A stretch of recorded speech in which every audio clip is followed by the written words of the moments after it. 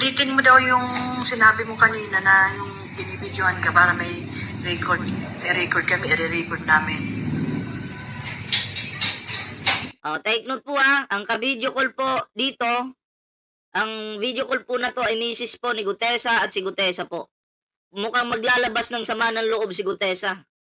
Kasi siya po ay nagtatago po sa mga oras na to kasi ginigipit po siya, di umano, ng grupo po ng mga chinators, okay, ni Marcoleta. Alam niyo naman si Marcoleta, 'di ba? Siya yung ano nito, yung nangunguna. 'Di ba? Mukhang napilit po si Gutesa mga pre. Han. Yung tungkol dun sa affidavit na sino ba may gawa nun? Ikaw o sila? Sila. Inarikod na wala.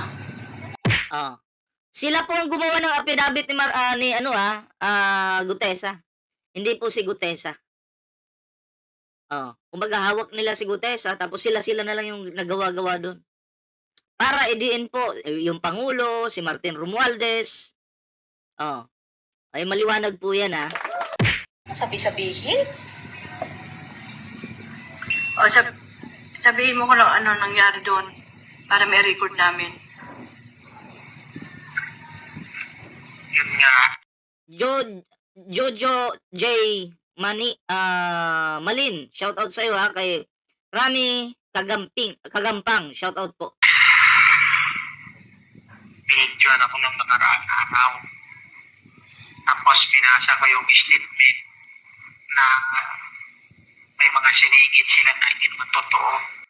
Doon po sa affidavit ni Gutesa, may mga siningit daw po etong sila Marcoleta na hindi totoo, 'di ba? Ito yung pangit Senador ka pero sinungaling ka. Senador ka pero mapanlin lang ka. Alam mo Marcoleta, yung ginawa mo panlilin lang to sa taong bayan. Panlilin lang po ito. Ginagago po tayo ng isang senador. Senador na Marcoleta. Imbis magtrabaho ng tama, nagtatrabaho po para nilangin po ang taong bayan, mga pre. Kayo po ba'y papabor dyan? Kung ako po yung tatanungin talaga, hindi po yan katanggap-tanggap sa mata ng mga Pilipino. Na hindi na si Marcoleta pati si Defensor. Na sinabi nila doon sa statement na pinagakuan ako ng pera, babayaran ako. At sinabi pa doon na hindi kasi wala akong alam doon sa delivery doon sa bahay ni Romualdez. Yun lang nakalagay doon na ayaw ko dapat pirmahan. At hindi naman ako gumawa ng statement na yun, sila naman. Maliwanag po yan boses po yan ni sino to? Gutesa. Yun lang ang pinirmahan mo. Diba, ang punto po dito mga pre, gawa-gawa yung statement po. Katulad ng 18 garbage cargador, basureros. Yung mga statements po na yan, di ba, pansin nyo, laban bawi. Laban bawi po sila mga pre. Diba, kumbaga sila ay halimbawa, magsasabi ngayon, eto magnanakaw si Bongbong Marcos, si Martin Romualdez. Pag alam nilang tagilid sila, babawiin nila yun. Diba? Kasi alam nilang madidiin sila. And then yun yung utos ng kanilang Mr. Balinghoy. Hoy, tagilid tayo dito tagilid tayo. Bawiin muna natin. Kaya sabi ko nga sa inyo, lahat po ng naniniwala dito sa mga kargador na to, 'di ba? Lahat ng naniniwala dito sa mga basurang ito ay mga na talaga may virus na po yung utak. Totoo po 'yan. Imbis yung katotohanan po ang panigan natin, wala na. Kumakampi na po tayo sa sa mga sinungaling na tao. 'Di ba? Yung katotohanan iniiwasan na nila. Katulad nito, ito po yung balita Bigyan muna natin 'to ng isingit na po muna natin 'to mga pre. Eto po, panoorin po natin. Binawi ng dating security aide ni Zaldico na si Orly Goteza ang kanyang testimonya kaugnay ng mali-maletang pera lord. Ito mayan, hindi raw totoo na nag-deliver siya kay dating House Speaker Martin Romualdez. Ayan hindi daw totoo kasi wala naman po talagang maipakitang video o ebidensya, picture na yung dineliver niya doon pera. Sana may video sana may picture, pero ang tanong meron ba? Wala. Ang kapital lang po nila laway. Ngayon, paano maniniwala ang taong bayan kung laway lang yung kapital mo? Laway lang yung kapital mo. Si Ballpoint Man, maniniwala ba sa'yo? Oo, sabi ko nga, ang pwede lang maniwala sa'yo yung mga tanga talaga. O yung mga tangang DDS na mga uto-uto. Pero kami po, naku, malabo. Shoutout AVMB Rosoy Machu, shoutout po sa'yo. Pilit lang daw siya na magsinungaling. Sa bagong sinumpaang salaysay, sinabi ni Goteza na pinilit daw siya ni na Senators Rodante Marcoleta at dating Congressman Mike Defensor na magbigay ng testimonya laban kay Romualdez. Alam naman po natin, si Defensor, expert po ito sa pagkuha ng ng mga faking witnesses, di ba? Defensor. Marcoleta, manlilin lang. Rowena Sanchez, Alexander, shoutout sa iyo Max Safe, shoutout. Di ba? Si Marcoleta, dati, parang tinuturuan pa si Gutesa kung anong sasabihin niya diyan sa hearing, di ba? Halatang scripted po talaga. Ngayong naglalabasan na po yung mga baho nila. Ngayon bumaliktad na itong si Gutesa. Ngayon binawi na ni Gutesa yung kanyang mga statements noon. Anong tawag yung kay Gutesa ngayon? Sinungaling na. 'Di ba? Nabayaran na. Sasabihin niya na nabayaran niya kaya bumaliktad. Ayan naman palagi yung dahilan yun, Pero sasabihin yung nabayaran pero walang ebidensya. Ay bumaliktad na yan, nabayaran yan. Yan po yung dahilan or kalusot ng mga tangan tulad nyo. Mga DDS kayo. Diba? Pag hindi na pabor sa inyo, ang dahilan nyo ay bangag yan. Ay nabayaran na yan. Diba? Pero wala po tayong makita ebidensya. Dati pa lang po talaga, duda na ako dyan kay Gutesa na siya po talaga siya po talaga hawak sa leeg ni Marcoleta. Tuloy natin. Kapalit daw ito ng pera at scholarship para sa kanyang mga anak. Dagdag pa ni Gutesa. Pera at scholarship ng kanyang mga anak pero siya ay ginigipit. Di ba? Para ka rin nakakulong, wala kang kalayaan. Kasi hindi ka pwede magkamali. Kailangan yung script mo tama. Shoutout Divine Grace Fermo. Shoutout BPM from Davao City. Sa mga natin, mga kakampi natin dyan sa Davao, shoutout po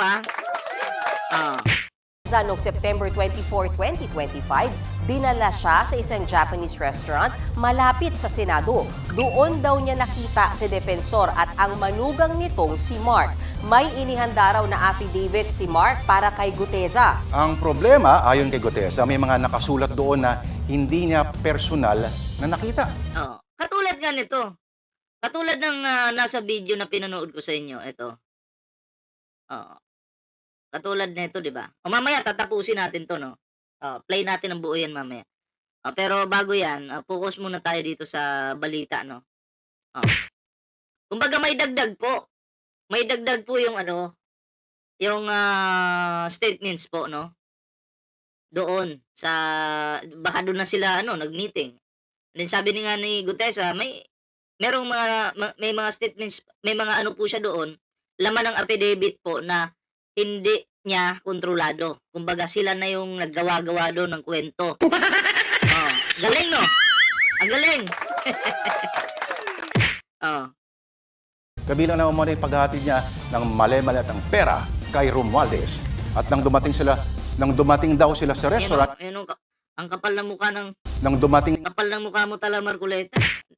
Sabi ko sa'yo, deserve mo talaga na nakakulong ka ngayon para alam mo 'yun, hindi mo mapakialaman yung impeachment trial na 'yan kasi pakialamero ka. Kampi ka palagi sa kasinungalingan. Ayaw ni Mike Defensor, 'di ba? Nung nakulong po yung dalawa, medyo kahit papaano nabawasan po yung fake news. 'Di ba? Nabawasan yung mga tanim witness kahit papaano. At least 'di ba? Kahit papaano medyo yung mga masasamang tao, nabawas-bawasan man lang. Tingnan nyo, hindi kayo ngayon makapagsalita dahil nasa kulungan kayo. Deserve. daw sila sa restaurant, si Senador Marcoleta, sinabi raw niya na babasahin muna ang affidavit ni Mark. Pero ayon kay Gutesa, hindi lang ito binasa ni Marcoleta. Siya mismo raw ang nag-ayos ng ilang... Kaya pala, Marcoleta, tinuturuan mo itong si Gutesa kung anong dapat sabihin dun sa hearing na yon, yung mga nakarambuang hearing, di ba? Alam na alam ni Marcoleta eh. Budol ka talaga. Inang-ina mo ka, Marcoleta. Budol. Binudol po ang taong bayan. Hindi lang po yung mga taga-suporta ni PBBM yung binudol niya, pati mga DDS po binudol ni Marcoleta. Di ba? Nilinlang ni Marcoleta, isa kang manlilinlang, Marcoleta. Kaya pag tinawag ka naming manlilinlang, wag kang masasaktan dahil ikaw yun. Dahil ginagawa mo yan. I-comment nyo nga dyan, Marcoleta, manlilinlang. bahagi ng affidavit. At sinabi raw na itong affidavit ang missing link para maiugnay ang dating speaker sa umanay paghatid ng pera. Sa salaysay pa ni Gutesa, ayaw daw niyang sumunod dahil alam niyang hindi totoo ang ilang detalye. Pero napilitan daw siya dahil sa takot at dahil sa pangakong cash at educational scholarship para sa kanyang mga anak. Kinabukasan September 25, naging resource person si Gutesa sa Senate Ribbon Committee na noon ay pinamumunuan ni Marcoleta. Dala ni Gutesa ang affidavit na Si Marcoleta yung gumawa ng script. Di ba? Tapos may tanim.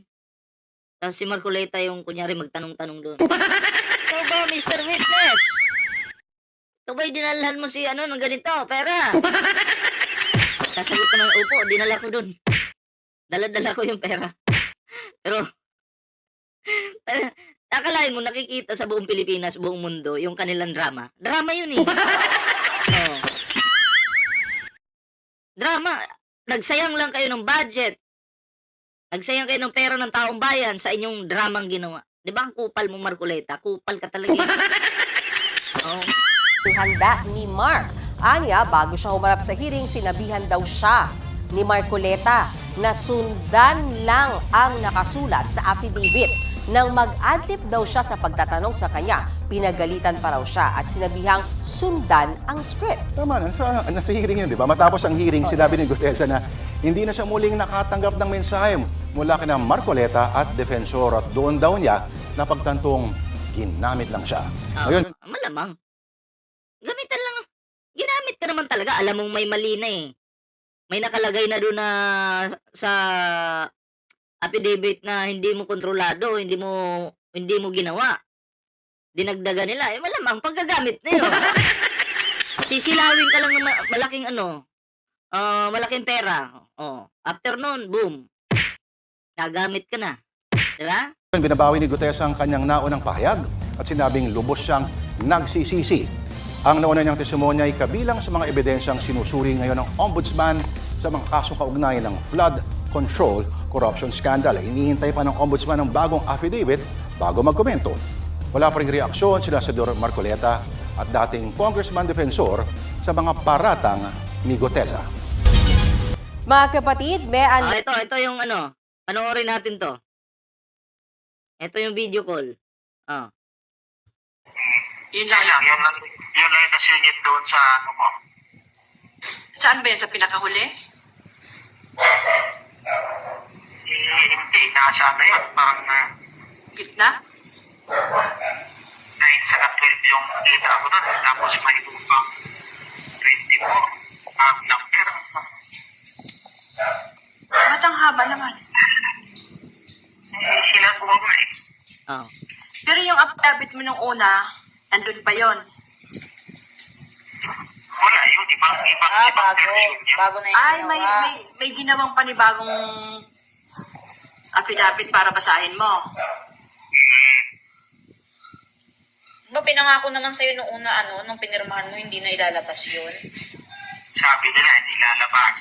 Bakit ka pa nila pinabasa? Anong sense nun? Hindi ko alam kung ano, idadalhin daw sa korte para mawala na yung kaso ko.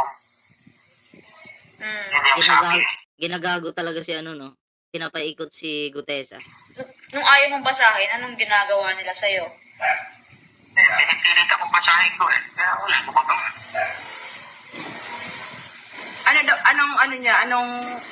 Anong kapalit mo kapalit sa? Anong kapalit ng pag hindi mo binasa? Para daw manahimik na kayo, wala nang maggugulo dyan sa inyo. Wala naman ang Di ba?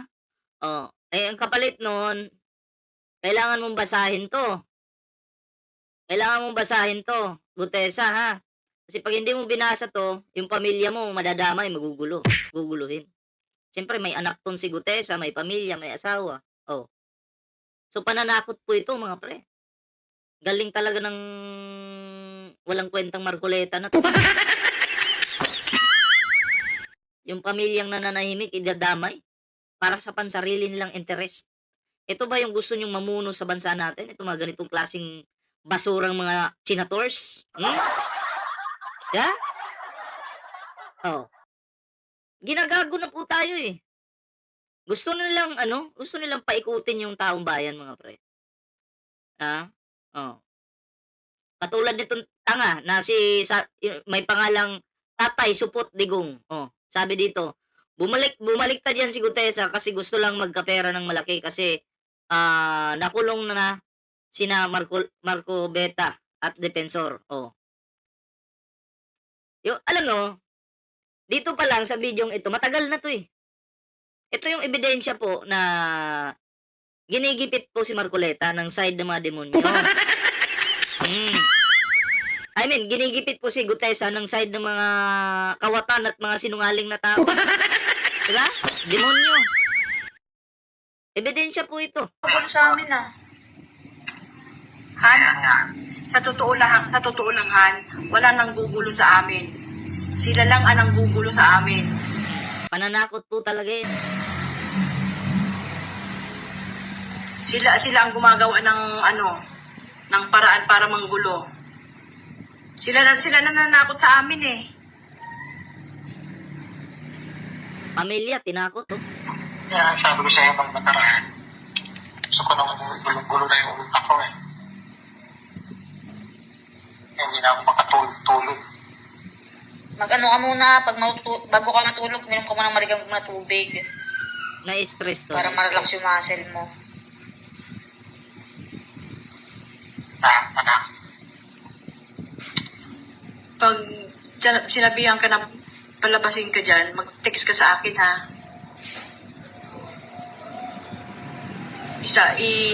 Ano mo agad sa akin, text mo agad sa akin. Kung sakali, pabantayin mo lang sila doon kung may hearing ng korte, pabantayin mo na lang sila sa sili. Babantay talaga sila doon. May isa sa loob, may isa sa labas. Tatlo yan, tatlo daw. Kasi pag pinalabas ka, may contact na kami doon sa loob. Doon ka na lang muna sa loob. Hindi ka na lalabas doon. Hindi ko alam mo. Plano nila sa akin. So, ayun po yung video, no? Parang nagsusumbong po siya sa sa misis niya na kung ano yung ginawa sa kanya ng kampo ni Marcoleta at Mike Defensor, no?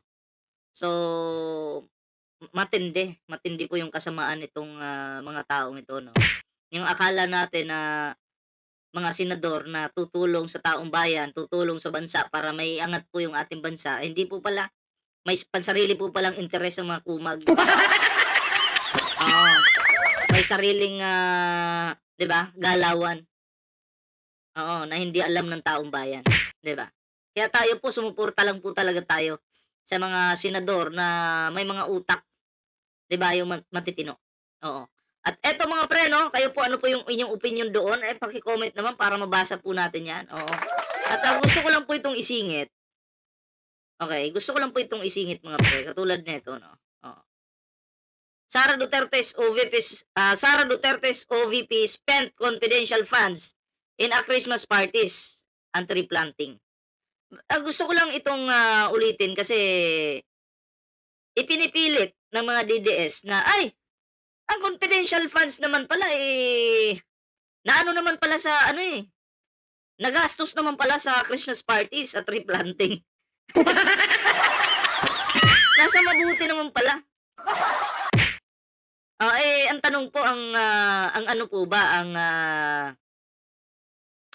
pera para sa confidential funds, puwede po bang gamitin dito? Sa Christmas parties? Sa tree planting? Hindi po puwede. Malamang ito yung pag-analyze ko diyan, yung pera binulsa na talaga nila or may pinambili sila na mga gamit or kung anong mga pinaggastusan na hindi nila dineklara sa publiko. Ngayon, para makalusot po sila, ang sasabihin na lang nila, ay hindi, nagamit naman yan sa Christmas parties. Nagamit naman yan sa tree planting. So, yun na yung palusot. Malabo. Pero yung pera, binulsa na. Or di kaya, ginastos sa maling paraan. Na hindi na nila pwedeng sabihin pa sa kung kanino o sa publiko. Diba? Kaya, nag-isip siguro sila ng paraan na ito na lang yung gamitin nila. Na kahit papaano, kahit medyo mali ito, at least na i-apply dyan. Ah. 'Di ba? Feeling ko feeling ko ganun po yung ano, yung, strategy nila, 'di ba? Hmm. Hirap niyan, damay pati pamilya. Marivic Braso, shoutout po, ganun po yun mga pre. Kaya natatawa ako dito kay Sara Duterte 'no. Ikaw ba naman, Vice President ka, ipapahawak mo yung pera dun sa ibang tao, confidential funds.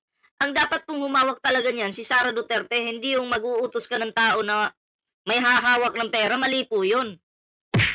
'Di ba? Mali po. Tapos yung naghawak pa ng pera, mag-aantay na lang daw po ng order kay Sara na kung anong gagastusin, paano gagastusin, 'di ba? Pinagpipiyestahan po nila yung pera ng taong bayan. Oo, gastos lang sila ng gastos. Matutuwa ba kayo niyan? Anyway, kayo ano po yung opinion niyo diyan? Comment niyo po para mabasa po natin. Ayan.